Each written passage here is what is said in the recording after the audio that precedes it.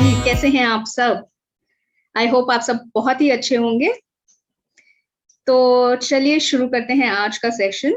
आज हम देखेंगे basic accounting terms.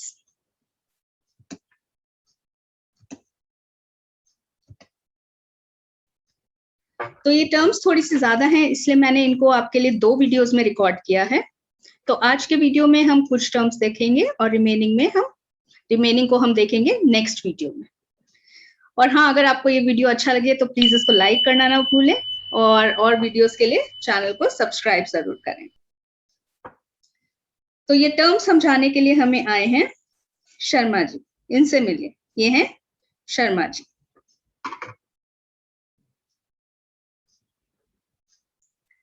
Sharma ji ने पूरी लाइफ बहुत ही मेहनत करके बहुत सारे पैसे जमा किए हैं और शर्मा जी का एक सपना है कि वो अपना एक क्लोथ्स का शोरूम खोलें, जिसका नाम वो रखें शर्मास क्लोथिंग। तो संभल के शर्मा जी, देखिए बिजनेस करने में तो बहुत ही रिस्क होता है। आपका ये सारा पैसा, पूरी लाइफ की सेविंग्स डूब भी सकती है। तो देखिए, ये जो पर्सन अपने बिजनेस में पैसे लगाता है और बिजनेस के सारे रिस्क उठाता है, उसको हम बोलते हैं प्रोप्राइटर। हमारे केस में शर्मा जी। और ये जो पैसे वो बिजनेस में लगाता है, इसको हम बोलते हैं कैपिटल। ओके। और ये जो बिजनेस वो करने जा रहे हैं, यानी कि शर्मास क्लोथिंग, इसको हम बोलते हैं बिजनेस एंटिटी। ओके। तो चलिए डेफिनेशंस देख लेते हैं। Business entity, enterprise established in accordance with law to engage in business activities. These include proprietorship, partnership firms, companies, etc.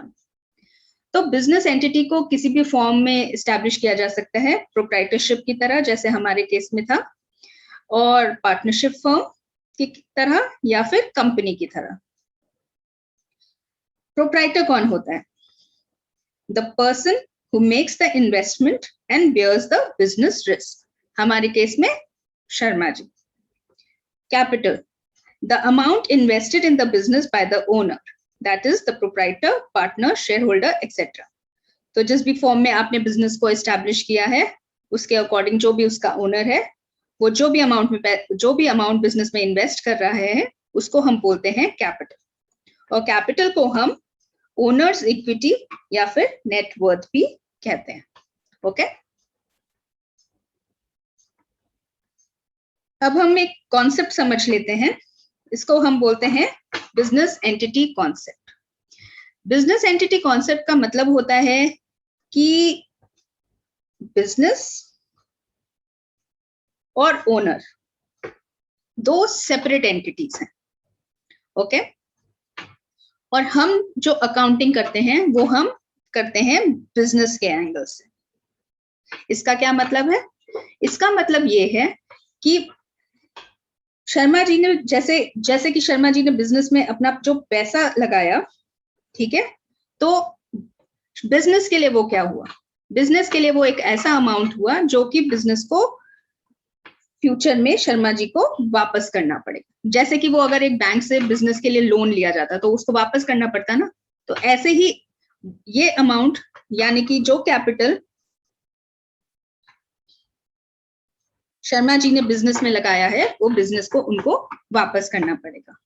इससे हमें ये पता चलता है कि दोनों सेपरेट हैं, ठीक है। और हमें मतलब है हम अकाउंटिंग कर रहे हैं बिजनेस के लिए, ना कि ओनर के लिए। ओके।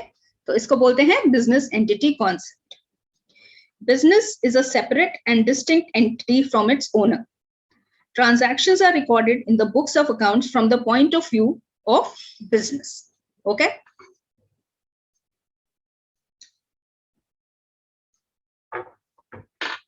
अब शर्मा जी के पास पैसे तो हैं। अब शर्मा जी सोच रहे हैं कि इन पैसों से मुझे क्या क्या चाहिए होगा शोरूम खोलने के लिए।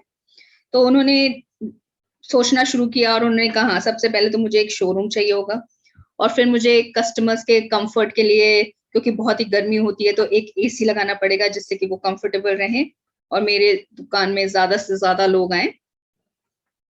और हाँ, अगर उनके साथ कोई और आया है तो उसके वेट करने के लिए मुझे वहां पे एक सोफा लगाना पड़ेगा। और बिलिंग के लिए मुझे एक अच्छा सा सॉफ्टवेयर लेना पड़ेगा कि जिससे कि लोगों को बहुत लंबे क्यू में वेट ना करना पड़े। और फाइनली वहां पे मुझे बेचने के लिए चाहिए होंगे कपड़े। और हाँ, अगर मेरे पास कुछ पैसा बच गया तो मैं उसको बिजनेस में बैंक में डाल दूंगा, एक एफडी बना दूंगा, तो एफडी का भी इंटरेस्ट आता रहेगा, तो बिजनेस को वो भी एक इनकम हो जाएगी। ठीक है, तो देखिए ये सारी चीजें जो बिजनेस ओन करेगा, ठीक है, चाहे वो क्लोथ्स हो, चाहे वो शोरूम हो, एसी, सोफा, सॉफ्टवेयर, इन्वेस्टमेंट, ये सब को बोलते हैं एसेट्स। ठीक है, इसमें से वो एसेट्स जो बहुत ही जल्दी कैश में कन्वर्ट हो जाएंगे। तो ये क्लोथ्स जो शर्मा जी ने खरीदे हैं, ये कोई सजाने के लिए तो खरीदे नहीं है, ऑब्वियसली बेचने के लिए खरीदे, तो बहुत ही शॉर्ट पीरियड के अंदर ये किस में कन्वर्ट हो जाएंगे, कैश में कन्वर्ट हो जाएंगे, राइट। तो ऐसे एसेट्स जो बहुत ही शॉर्ट टाइम के अंदर कैश में कन्वर्ट हो जाएंगे, शॉर्ट टाइम यानी 1 साल, तो उनको हम बोलते हैं current assets.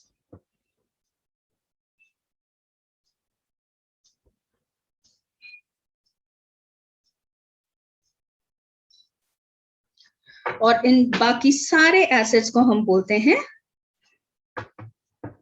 Non current assets.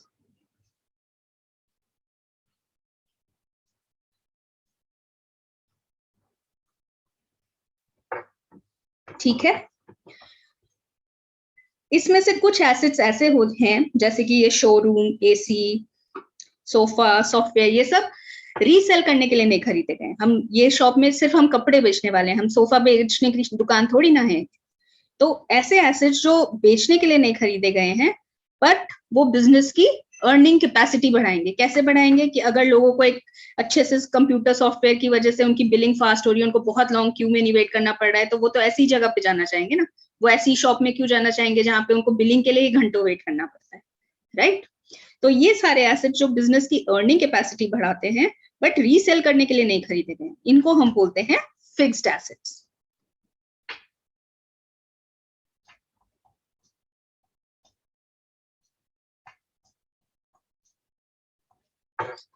Fixed assets भी दो टाइप के हो सकते हैं, टैंजिबल या फिर इनटैंजिबल। टैंजिबल यानी जिनको हम टच कर सकते हैं, जैसे कि ये शॉप, एसी, सोफा, इन सबको हम टच कर सकते हैं, तो ये हुए टैंजिबल फिक्स्ड एसेट्स। और ये जो कंप्यूटर के अंदर एक सॉफ्टवेयर डला हुआ है जो बहुत ही फास्ट बिलिंग करेगा, इसको तो हम टच नहीं कर सकते, राइट। तो इसको बोलते हैं हम इनटैंजिबल फिक्स्ड एसेट। ओके,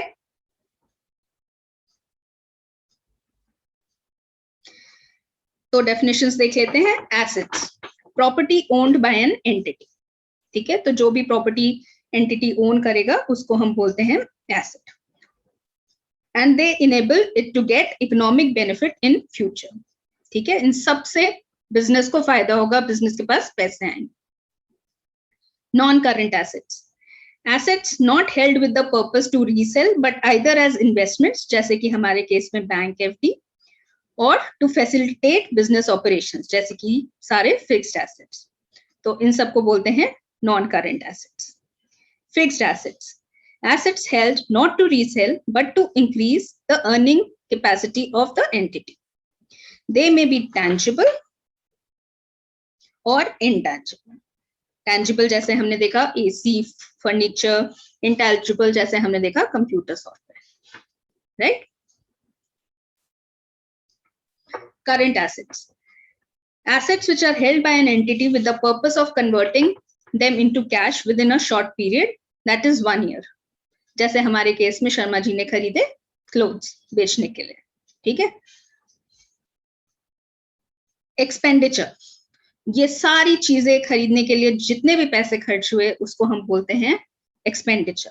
ठीक है, amount incurred for acquiring assets, goods और services. Capital expenditure, expenditure incurred to acquire assets or to improve the existing assets which will increase the earning capacity of the business. जैसे कि जो भी amount हमने spend किया furniture या sofa खरीदने में या फिर एसी खरीदने में, जो बिजनेस की अर्निंग कैपेसिटी को बढ़ाएंगे, तो इस टाइप के एक्सपेंडिचर को हम बोलते हैं कैपिटल एक्सपेंडिचर। चलिए स्टोरी में आगे बढ़ते हैं। तो शर्मा जी ने तो सोचा था कि वो ये सारी चीजें क्लोथ्स और फिक्स्ड एसेट्स और उनके पास पैसे बच भी जाएंगे तो वो एफडी भी कर देंगे, बट ऐसा हुआ नहीं। शर्मा जी ने अभी फिक्स्ड एसेट्स ही खरीदे थे कि उनके तो सारे पैसे ही खत्म हो गए। तो उन्होंने कहा कोई बात नहीं, बिजनेस तो मैं करके रहूंगा, बिजनेस तो मुझे करना ही है। तो वो गए, एक उन्होंने सोचा कि मैं बैंक से लोन ले लेता हूँ। तो वो गए एक बैंक के पास, ठीक है, लोन लेने के लिए। तो उन्होंने सोचा कि ठीक है, ये जो लोन होगा इससे मैं क्लोथ्स खरीद लूंगा शोरूम के लिए, और हाँ मेरे भी सारे पैसे खत्म होंगे, तो ऐसे करूंगा थोड़े पैसे तो मैं अपने घर चलाने के लिए भी रख लूंगा, ठीक है। तो देखिए, बैंक से ये जो लोन लिया है शर्मा जी ने, ये तो उनको बैंक को वापस करना पड़ेगा, ठीक है, बिजनेस को बैंक को वापस करना पड़ेगा, करेक्ट। बैंक कोई चैरिटी तो कर नहीं रहा है कि बिजनेस को ऐसे ही पैसे दे देगा, वो पैसे वापस भी लेगा और इंटरेस्ट भी लेगा, राइट। तो देखिए, जो भी अमाउंट बिजनेस को फ्यूचर में रीपे करना होता है उसको हम बोलते हैं लाइबिलिटी।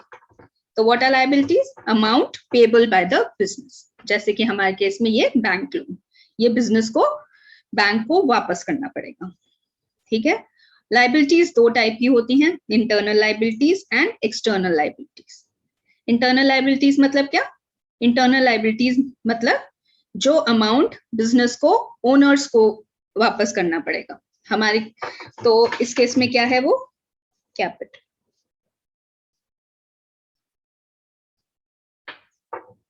और एक्सटर्नल लाइबिलिटीज, एक्सटर्नल लाइबिलिटीज मतलब जो बिजनेस को आउटसाइडर्स को वापस करना पड़ेगा, ठीक है।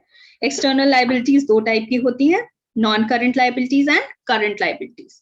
नॉन करंट लाइबिलिटीज मतलब कि वो लाइबिलिटीज जिनको रीपे करने के लिए बिजनेस के पास 1 साल से ज्यादा टाइम है। जैसे कि अगर 5 साल का लोन लिया होता बिजनेस ने बैंक से, तो उसको हम बोलते हैं नॉन करंट लाइबिलिटी। बट हाँ, अगर ये जो बैंक लोन लिया है शर्मा जी ने बिजनेस के लिए, अगर इसको 1 साल के अंदर पे करना होता तो इसको हम बोलते हैं करंट लाइबिलिटी। तो अगर लाइबिलिटीज अकाउंटिंग ईयर के एंड से 1 ईयर के अंदर पेबल हैं तो उनको बोलते हैं करंट लाइबिलिटीज, और अगर 1 ईयर से ज्यादा टाइम है पे करने के लिए तो उनको बोलते हैं नॉन करंट लाइबिलिटीज, ठीक है। ड्रॉइंग्स, अमाउंट विड्रॉन और goods taken by the owner for personal use. तो हमारे केस में हमने देखा कि शर्मा जी ने बोला कि उनके पास सारे पैसे खत्म हो गए हैं, तो वो कुछ पैसे बैंक का जो लोन है उसमें से अपने पास भी रख लेंगे, ठीक है। तो ऐसे पैसे जो वो अपने पास रखेंगे उसको हम बोलते हैं ड्रॉइंग, क्योंकि हमने देखा था बिजनेस और उसका ओनर दो अलग अलग एंटिटीज है। तो बिजनेस के पैसे वैसे तो शर्मा जी रख नहीं सकते, राइट, बट अगर वो उसमें से कुछ निकाल रहे हैं तो उसको हम बोलेंगे ड्रॉइंग। और ये ड्राइंग करने से क्या होगा कि जो शर्मा जी की तरफ बिजनेस की लाइबिलिटी है, यानी कि जो कैपिटल बिजनेस को शर्मा जी को वापस करना है, अब वो अमाउंट कम हो जाएगा। यानी कि सपोज शर्मा जी ने बिजनेस में लगाए थे 50 लाख रुपीस,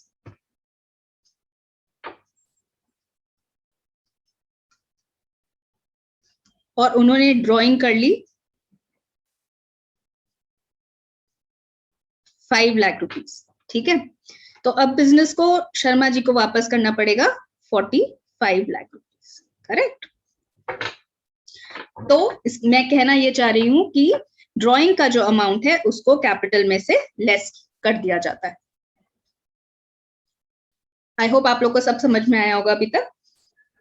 अब देखते हैं next definition, receipts, amount received और receivable from selling assets, goods और सर्विसेज। तो जो भी अमाउंट बिजनेस को रिसीव होता है उसको हम बोलते हैं receipts. Capital receipts, amount received or receivable not in the normal course of business, not in the normal course of business। यानी कि अगर बिजनेस का नॉर्मल कोर्स में उसको क्या इनकम होगी, जैसे कि वो जो कपड़े बेच के जो इनकम होगी वो नॉर्मल कोर्स है क्योंकि उसी के लिए तो बिजनेस किया जा रहा है। बट हाँ, फर्नीचर का बिजनेस थोड़ी ना है, तो अगर फर्नीचर सेल करके कोई अमाउंट मिल रहा है तो उसको हम बोलेंगे कैपिटल रिसीट। Got it? तो देखिए, अब शॉप तो सेट हो गई। अब शर्मा जी ने बोला कस्टमर्स को कैसे बुलाया जाए, ठीक है। तो उन्होंने सोचा कि चलिए मैं अब टीवी में एक एड देता हूँ, ठीक है। अब आपको तो पता ही है टीवी में एड देने के कितने पैसे खर्च होते हैं, राइट। तो शर्मा जी ने सोचा कि अब ये जो मैं टीवी में ऐड दूंगा, इसका बेनिफिट जो है वो तो मुझे 3 साल तक मिलता रहेगा, 3 साल तक मेरे पास कस्टमर आता रहेगा, ठीक है। तो मैं उसको पूरा इसी साल का खर्चा क्यों मानूं, ठीक है। तो उन्होंने कहा कि उन्होंने 3 लाख रुपए ऐड के लिए स्पेंड करे और उन्होंने कहा कि इसको मैं 3 साल में राइट ऑफ करूंगा।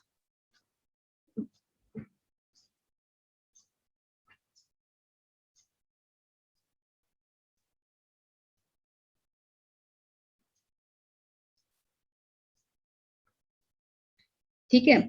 तो ये जो अमाउंट उनको इसी साल दिखा देना चाहिए था, बट उन्होंने दिखाया नहीं, उसको उन्होंने डिस्ट्रीब्यूट कर दिया, क्योंकि उनको लगा कि उसका बेनिफिट तो उनको 3 सालों में मिलेगा।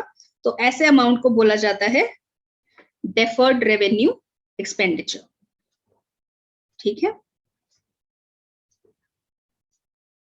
Deferred revenue expenditure which is revenue in nature but is written off in more than one accounting period because it is estimated that benefit of such expenditure will be accrued in more than one financial year, ठीक है। Example, large advertising expenditure that will give benefit for more than one accounting period. और ये जो deferred revenue expenditure है, इसको हम एक fictitious asset मानते हैं। फिक्टिशियस एसेट मतलब वो अमाउंट जो जिस साल में इनकर हुए उस साल में उनको राइट ऑफ नहीं किया गया, बट उनको कैरी फॉरवर्ड कर दिया गया आगे के सालों में, ठीक है। तो they are losses not written off in the year in which they are incurred but in more than one accounting period. Example, deferred revenue expenditure such as advertisement expenditure. Got it? तो चलिए फटाफट recap कर लेते हैं। हमने देखा assets की हमने देखी 3 टाइप के होते हैं, non current assets, current assets और fictitious assets. Non current assets में हमने देखा कि नॉन करंट इन्वेस्टमेंट्स आती हैं, जैसे कि बैंक में एक एफडी बनाई 5 साल की, शर्मा जी ने ऐसा सोचा था उन्होंने, हालांकि वो पढ़ नहीं पाए, तो उसको हम बोलेंगे नॉन करंट इन्वेस्टमेंट। और long term loans and advances और अदर नॉन करंट एसेट्स और फिक्स्ड एसेट्स। फिक्स्ड एसेट्स हमने देखे 2 टाइप के होते हैं, टेंजिबल जिनको टच किया जा सकता है जैसे लैंड, मशीनरी, फर्नीचर, या फिर इंटेंजिबल जैसे गुडविल, पेटेंट, कंप्यूटर सॉफ्टवेयर। और फिर हमने देखे करंट एसेट्स। करंट एसेट्स मैंने आपको बताया जो बहुत ही कम टाइम में कैश में कन्वर्ट हो जाएंगे, चाहे वो कैश हो या कैश का इक्विवेलेंट, ठीक है। तो इसमें आते हैं कैश, बैंक, या फिर debtors, bills receivable, stock, prepaid expenses. ये सारी टर्म्स हम अगले वीडियो में देखेंगे, ओके। और फिक्टिशियस एसेट्स, फिक्टिशियस एसेट्स माने डेफर्ड रेवेन्यू एक्सपेंडिचर, जैसे कि advertisement expenditure not written off और discount on issue of debentures. फिर हमने देखी लायबिलिटीज। लायबिलिटीज हमने देखी 2 टाइप की होती हैं, इंटरनल और एक्सटर्नल। इंटरनल में मैंने आपको बताया कैपिटल, और कैपिटल में से मैंने आपको बताया कि ड्रॉइंग्स को लेस कर दिया जाता है। और एक्सटर्नल हमने देखी 2 टाइप की होती है, नॉन करंट जो 1 साल से ज्यादा में रीपे करनी होती है, और करंट जो 1 साल के अंदर रीपे करनी होती है अकाउंटिंग ईयर के एंड से, ठीक है।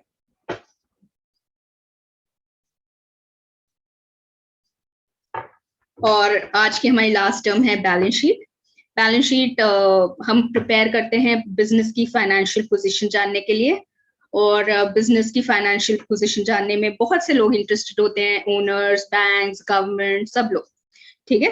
बैंक्स जानना चाहते हैं कि मतलब उन्होंने जो भी बिजनेस में पैसा इन्वेस्ट किया है वो वापस उनको मिलेगा कि नहीं, तो वो बिजनेस की फाइनेंशियल स्टेटमेंट्स जैसे बैलेंस शीट में इंटरेस्टेड होते हैं, ठीक है। तो बैलेंस शीट होती क्या है? It is a statement of the financial position of an individual or enterprise at a given date. जैसे कि ये देखिए बैलेंस शीट प्रिपेयर की गई है एज ऑन 31 मार्च 2000, सपोज करिए 21, which exhibits its assets and liabilities and their respective book values. मतलब जिन भी अमाउंट्स पे हमने उनको बुक्स में रिकॉर्ड किया, ठीक है। तो यहाँ पर हम आज का ये सेशन एंड करते हैं। बाकी की टर्म्स अब देखेंगे अगले इसमें वीडियो में। तो अगर आपको ये वीडियो अच्छा लगे तो प्लीज इसको लाइक करना ना भूलें। तो आज हम यहीं पे ये सेशन को एंड करते हैं। Thank you very much.